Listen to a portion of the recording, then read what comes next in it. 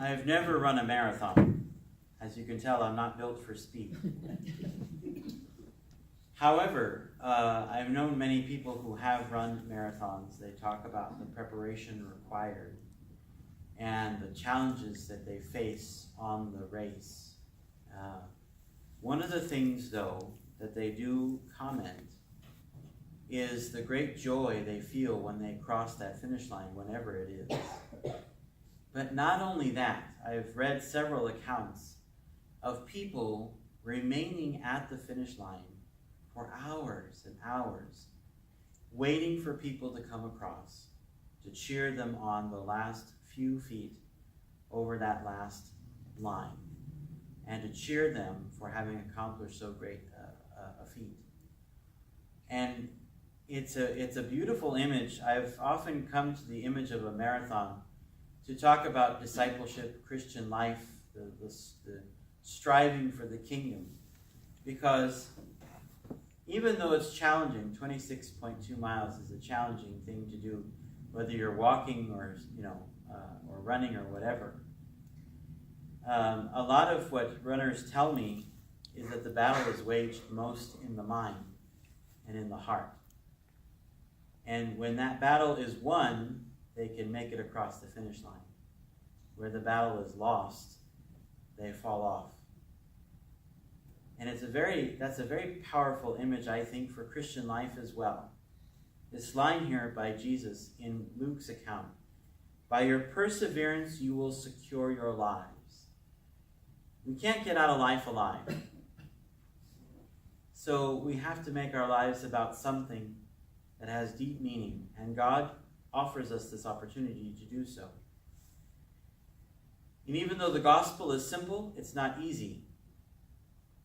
And the virtue or the value of perseverance is a key and essential element to discipleship in Christian life. How do we do that in a day and age when many people don't see themselves working for a particular company for more than 5 years? And sometimes looking at lifelong relationships, not so lifelong. How do we do that?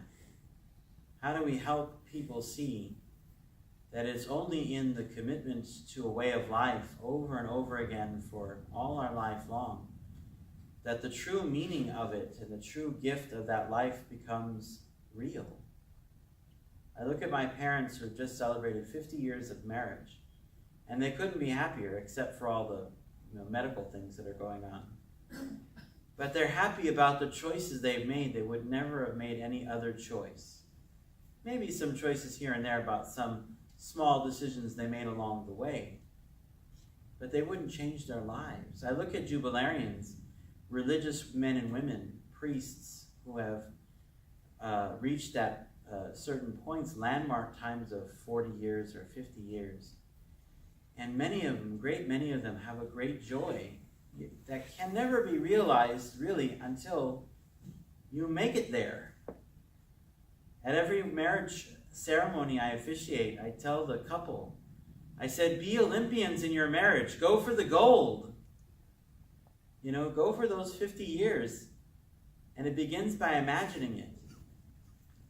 And one of the most beautiful things about the book of Revelation, even though there's all kinds of tumults and wars and suffering, there are so many images of hopefulness in that book.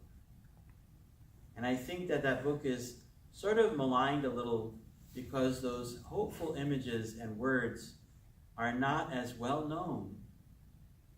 And I think part of what we do as Christians and as disciples is to make the hope of Jesus Christ known.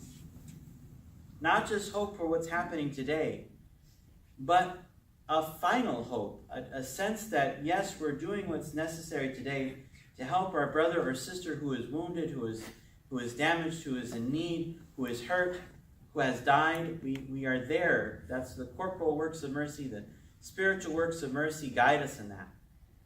But there must also be this long-distance goal, this thing that's ahead of us, that is even driving us to go forward every day and say, well, maybe today was a rough day, but tomorrow brings new graces, new blessings, new challenges.